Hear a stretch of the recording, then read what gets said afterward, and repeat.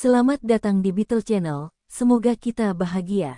Jangan lupa subscribe, like, komen dan share agar channel ini semakin berkembang.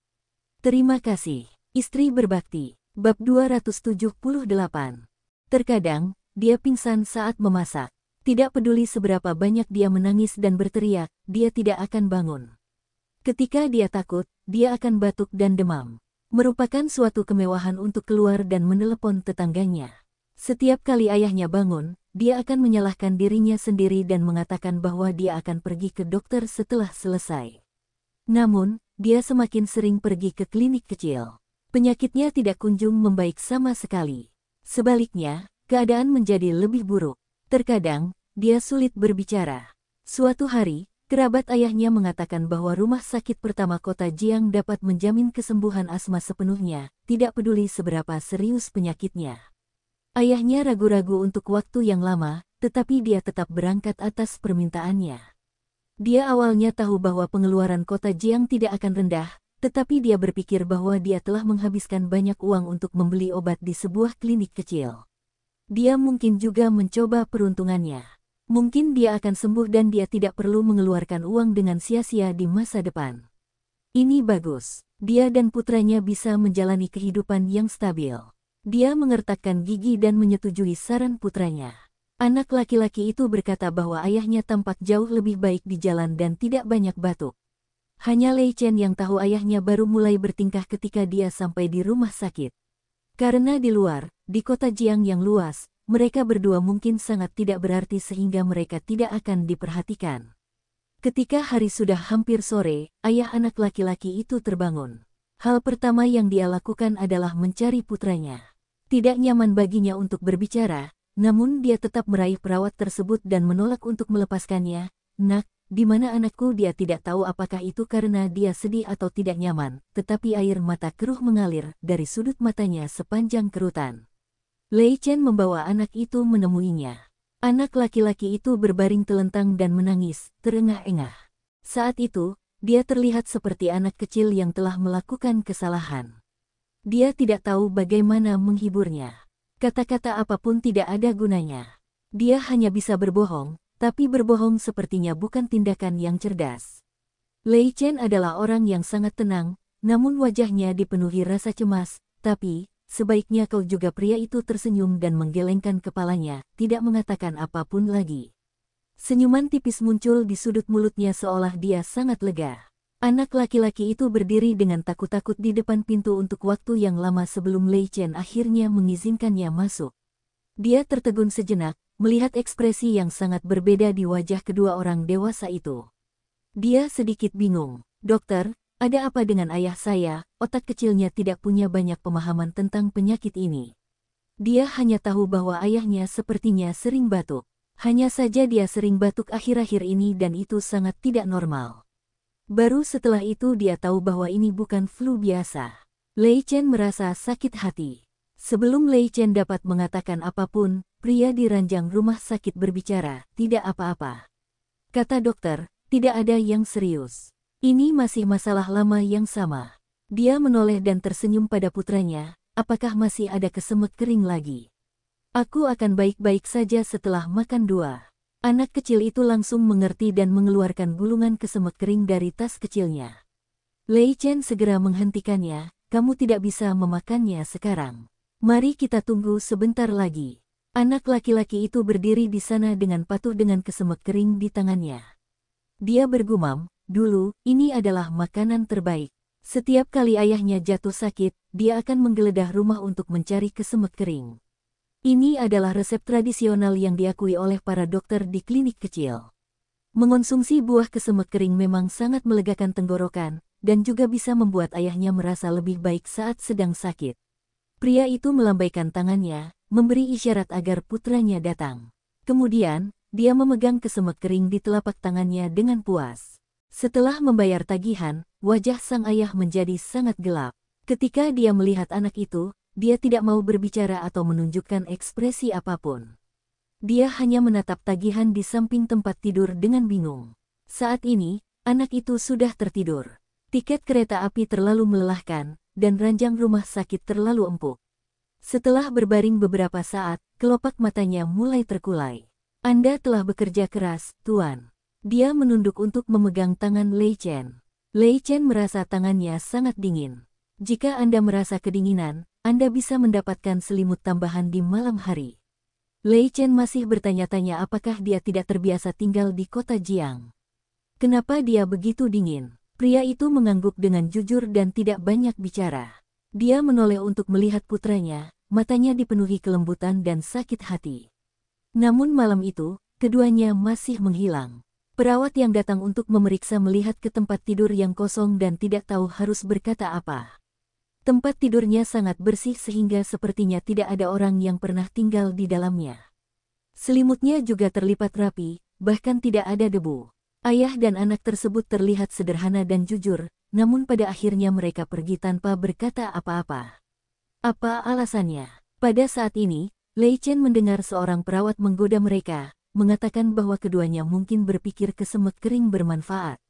Ada juga perawat yang mengatakan mereka mungkin tidak mampu membayar biaya pengobatan. Namun, karena mereka tahu bahwa rumah sakit pertama kota Jiang adalah salah satu yang terbaik dalam segala aspek dan jelas bukan rumah sakit yang ramah terhadap masyarakat, mereka seharusnya menyiapkan uang dan datang. Hati Lei Chen terbakar amarah.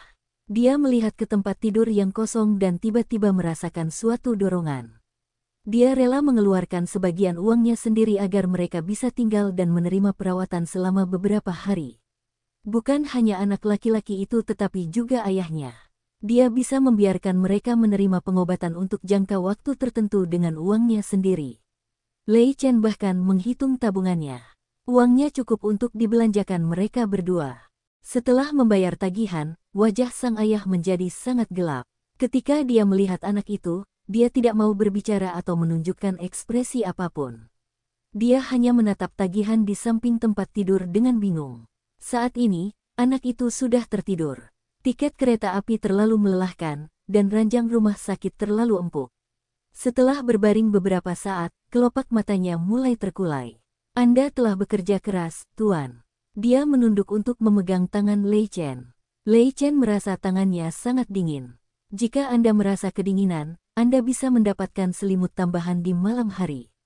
Lei Chen masih bertanya-tanya apakah dia tidak terbiasa tinggal di kota Jiang. Kenapa dia begitu dingin? Pria itu mengangguk dengan jujur dan tidak banyak bicara. Dia menoleh untuk melihat putranya, matanya dipenuhi kelembutan dan sakit hati. Namun malam itu, keduanya masih menghilang. Perawat yang datang untuk memeriksa melihat ke tempat tidur yang kosong dan tidak tahu harus berkata apa. Tempat tidurnya sangat bersih sehingga sepertinya tidak ada orang yang pernah tinggal di dalamnya. Selimutnya juga terlipat rapi, bahkan tidak ada debu. Ayah dan anak tersebut terlihat sederhana dan jujur, namun pada akhirnya mereka pergi tanpa berkata apa-apa. Apa alasannya? Pada saat ini, Lei Chen mendengar seorang perawat menggoda mereka, mengatakan bahwa keduanya mungkin berpikir kesemut kering bermanfaat. Ada juga perawat yang mengatakan mereka mungkin tidak mampu membayar biaya pengobatan. Namun, karena mereka tahu bahwa rumah sakit pertama kota Jiang adalah salah satu yang terbaik dalam segala aspek dan jelas bukan rumah sakit yang ramah terhadap masyarakat, mereka seharusnya menyiapkan uang dan datang. Hati Lei Chen terbakar amarah. Dia melihat ke tempat tidur yang kosong dan tiba-tiba merasakan suatu dorongan. Dia rela mengeluarkan sebagian uangnya sendiri agar mereka bisa tinggal dan menerima perawatan selama beberapa hari. Bukan hanya anak laki-laki itu tetapi juga ayahnya. Dia bisa membiarkan mereka menerima pengobatan untuk jangka waktu tertentu dengan uangnya sendiri. Lei Chen bahkan menghitung tabungannya. Uangnya cukup untuk dibelanjakan mereka berdua. Setelah membayar tagihan, wajah sang ayah menjadi sangat gelap. Ketika dia melihat anak itu, dia tidak mau berbicara atau menunjukkan ekspresi apapun. Dia hanya menatap tagihan di samping tempat tidur dengan bingung. Saat ini, anak itu sudah tertidur. Tiket kereta api terlalu melelahkan, dan ranjang rumah sakit terlalu empuk. Setelah berbaring beberapa saat, kelopak matanya mulai terkulai. Anda telah bekerja keras, Tuan. Dia menunduk untuk memegang tangan Lei Chen. Lei Chen merasa tangannya sangat dingin. Jika Anda merasa kedinginan, Anda bisa mendapatkan selimut tambahan di malam hari. Lei Chen masih bertanya-tanya apakah dia tidak terbiasa tinggal di kota Jiang. Kenapa dia begitu dingin? Pria itu mengangguk dengan jujur dan tidak banyak bicara. Dia menoleh untuk melihat putranya, matanya dipenuhi kelembutan dan sakit hati. Namun malam itu, keduanya masih menghilang. Perawat yang datang untuk memeriksa melihat ke tempat tidur yang kosong dan tidak tahu harus berkata apa. Tempat tidurnya sangat bersih sehingga sepertinya tidak ada orang yang pernah tinggal di dalamnya. Selimutnya juga terlipat rapi, bahkan tidak ada debu. Ayah dan anak tersebut terlihat sederhana dan jujur, namun pada akhirnya mereka pergi tanpa berkata apa-apa. Apa alasannya? Pada saat ini, Lei Chen mendengar seorang perawat menggoda mereka, mengatakan bahwa keduanya mungkin berpikir kesemek kering bermanfaat. Ada juga perawat yang mengatakan mereka mungkin tidak mampu membayar biaya pengobatan. Namun, karena mereka tahu bahwa rumah sakit pertama kota Jiang adalah salah satu yang terbaik dalam segala aspek dan jelas bukan rumah sakit yang ramah terhadap masyarakat, mereka seharusnya menyiapkan uang dan datang. Hati Lei Chen terbakar amarah. Dia melihat ke tempat tidur yang kosong dan tiba-tiba merasakan suatu dorongan.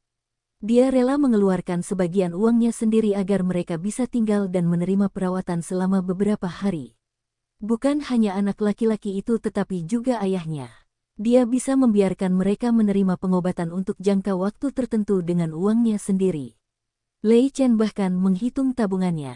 Uangnya cukup untuk dibelanjakan mereka berdua. Lei Chen merasakan perasaan lega yang tak terlukiskan. Dia bukanlah orang yang menghargai uang. Bagaimanapun, uang bisa diperoleh kembali. Dia tidak mau menawar uang sebanyak itu. Dia dengan serius berjalan melewati setiap bangsal, setiap sudut, dan bahkan toilet pria, tapi tidak ada seorang pun di sana.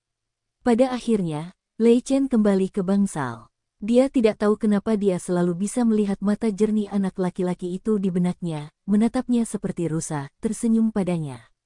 Kemana mereka bisa pergi? Pengobatan saat ini bahkan tidak dianggap sebagai intervensi. Seberapa baguskah mereka? Lei Chen tidak tahu akhir cerita mereka.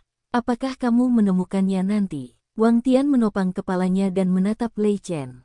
Lei Chen menggelengkan kepalanya sambil tersenyum pahit.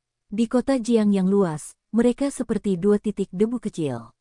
Bagaimana mereka bisa ditemukan? Mungkin sisi baiknya, mereka sudah pulang. Penyakit ini dirawat di klinik kecil mereka. Mungkin biayanya tidak akan terlalu mahal dalam satu waktu. Mereka bisa melakukannya dengan lambat. Perjalanan masih panjang, jadi mereka tidak perlu mengeluarkan banyak uang sekaligus. Orang-orang dari pedesaan semuanya seperti ini.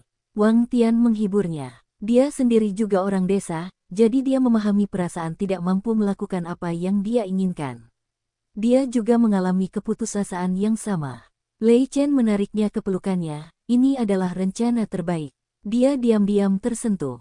Dengan Wang Tian, setidaknya dia tidak akan menyalahkan diri sendiri dan emosi negatif seperti pusaran air di masa depan.